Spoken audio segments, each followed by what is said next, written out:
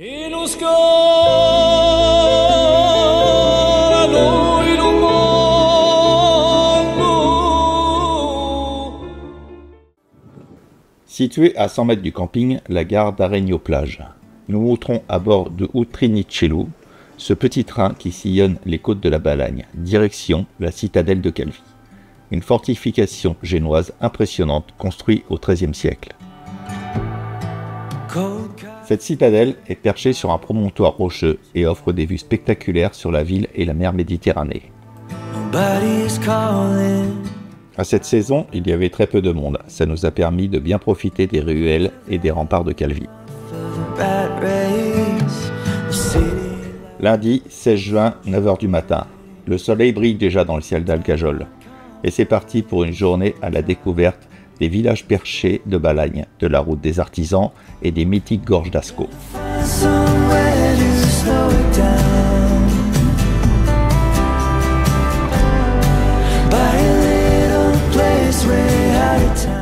La route grimpe doucement et les virages s'enchaînent.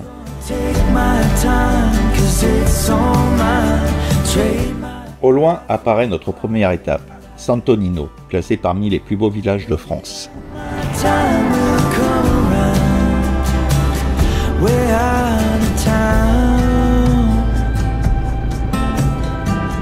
Sant'Onino est l'un des plus anciens villages de Corse. Il est perché à 500 mètres d'altitude au cœur de la Balagne. On le surnomme parfois le nid d'aigle, en raison de sa position spectaculaire offrant un panorama circulaire sur la mer, les montagnes et les villages alentours. Il conserve son caractère médiéval. Pas de construction moderne au cœur du village. Pas de route large. Ici uniquement des passages pavés où seuls les piétons et parfois les ânes circulent. Il a traversé les siècles sans être défiguré par l'urbanisation.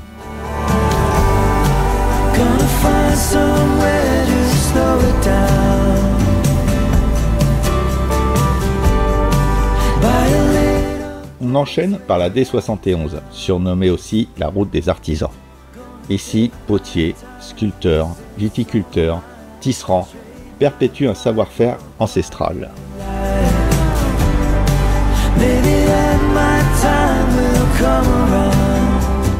Cette route nous offre aussi de superbes panoramas sur les montagnes et les plaines avoisinantes.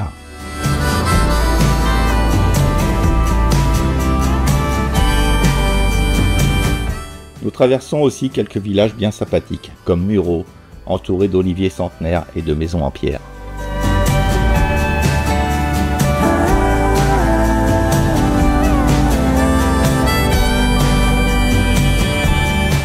Puis Speloncanto, accroché à un pitot rocheux. Son nom vient de Spelonca, caverne en Corse. Ici, chaque balcon, chaque placette offre une vue sur la mer d'un côté et les montagnes de l'autre.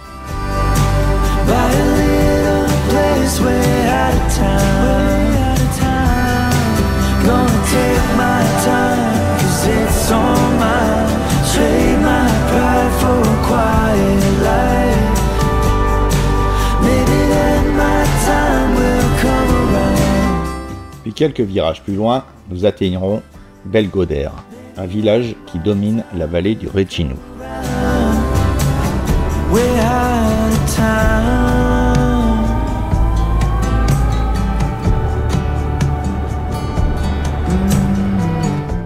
Belgodere, c'est des ruelles étroites bordées de maisons hautes, mais aussi des passages voûtés qui nous ont emmenés sur les vestiges de la tour et on a pu profiter d'une vue exceptionnelle.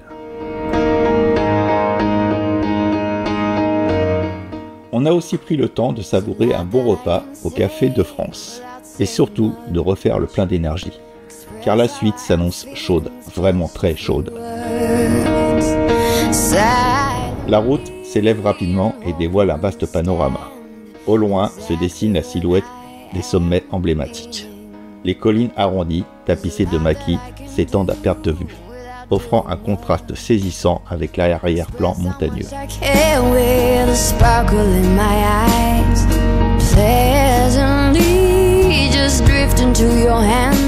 Quand je vous disais tout à l'heure que la suite s'annonçait très chaude, en effet, quand nous avons repris les motos, il faisait déjà 38 degrés à l'ombre. Et de cette chaleur, même les vaches cherchent de l'ombre au pied de châtaignier.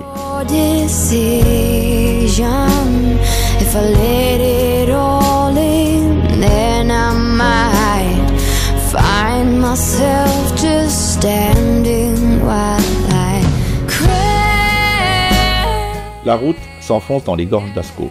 En contrebas, la rivière serpente entre les parois de granit rouge et gris.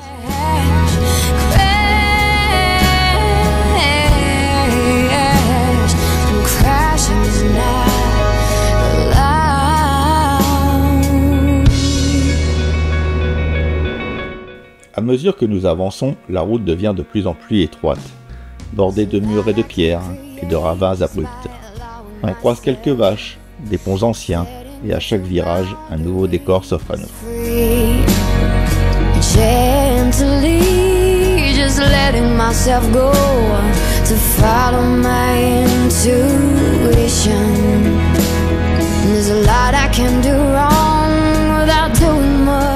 Autrefois, c'était l'une des voies d'accès les plus difficiles de Corse. Les habitants des villages d'Ascot, perchés plus haut dans la mêlée, vivaient pratiquement isolés plusieurs mois par an, surtout en hiver. Et les ponts étaient rares, souvent emportés par les crues. Et il fallait franchir à pied ou à dos de mule ces passages escarpés.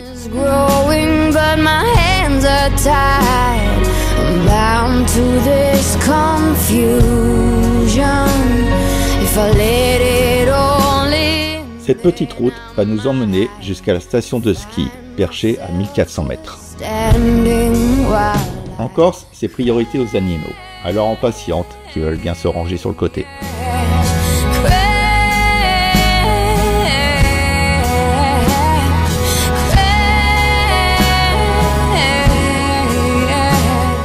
Les lacets s'enchaînent, bordés par les pins. L'air est plus vif, l'eau des vasques est cristalline, ça donne vraiment envie d'aller piquer une tête.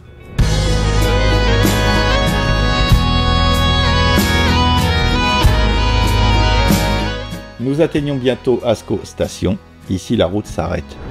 Tout autour, les sommets du Capo Largia et du Montesino dominent l'horizon.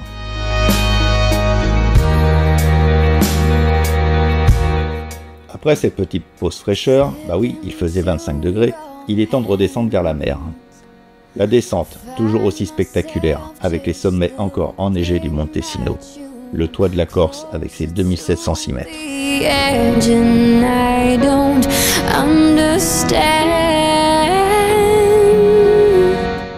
Pour les baroudeurs et les randonneurs, vous avez aussi un petit camping qui est vraiment très ombragé.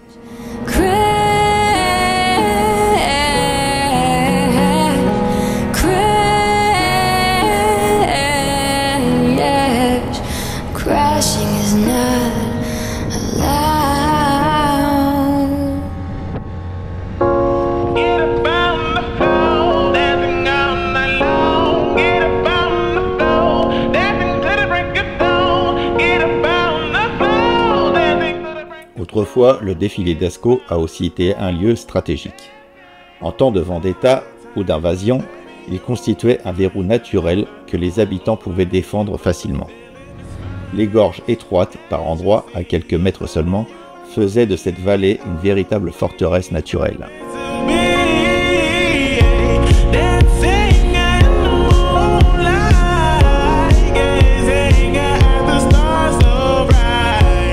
Une bien belle journée comme on les aime, des paysages grandioses, des villages authentiques et un brin d'histoire. La Balagne, sous le soleil de juin, nous a encore une fois offert le meilleur d'elle-même. Ne bougez pas, car demain nous allons visiter le vieux Bastia, en suivant un itinéraire qui mêle mer et montagne. Le parcours du jour, les Agriates, Oleta, le col de Tegin, Bastia, puis retour par Saint-Florent.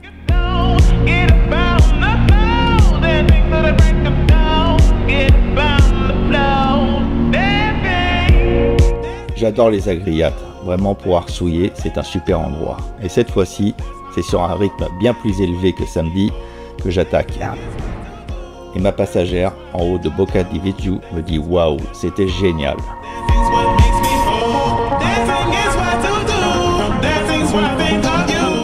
Après être sortis des Agriates, nous bifurquions vers Oleta, un petit village au cœur des montagnes.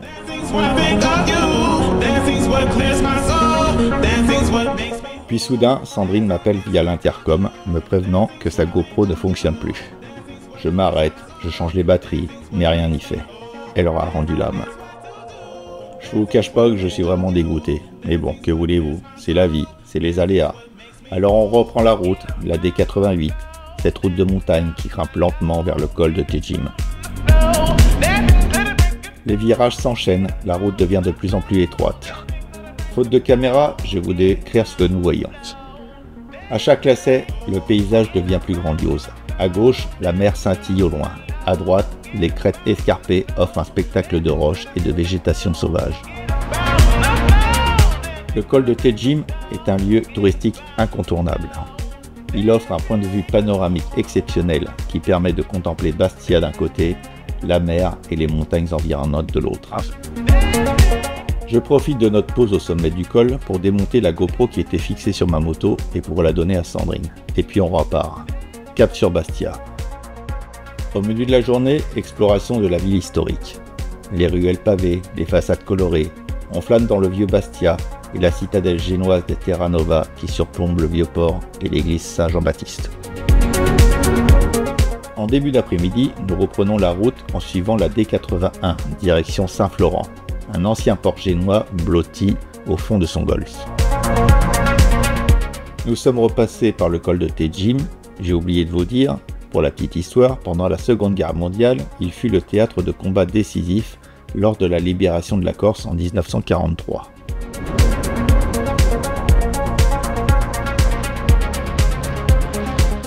Nous traversons les vignes de Patrimonio, puis Saint-Florent, où nous sommes arrêtés pour visiter cette petite station balnéaire et son joli port. Il est temps de rentrer et de profiter un petit peu de la mer. Demain, c'est rando et le village abandonné d'Oxy qui va nous offrir des vues panoramiques époustouflantes au-dessus de l'Umbrio. Bah oui, la Corse, c'est pas que de la moto, il y a aussi de la rando. Oh, une petite vidéo du village d'Oxy. On a fait une petite randonnée ce matin, on a abandonné les motos. Regarde-moi ce panorama. Une dinguerie. C'est indécent même. Tellement qu'il y a du vent, mais heureusement qu'il y a du vent. Regarde-moi ça. C'est pas beau. Nous terminerons notre soirée sous un beau coucher de soleil à Algajol, ce petit village de charme qui mélange station balnéaire et cité historique. Je vous remercie de m'avoir suivi et je vous dis à bientôt. Dans le prochain épisode, on ira un peu plus dans le sud, mais je vous en dis pas plus.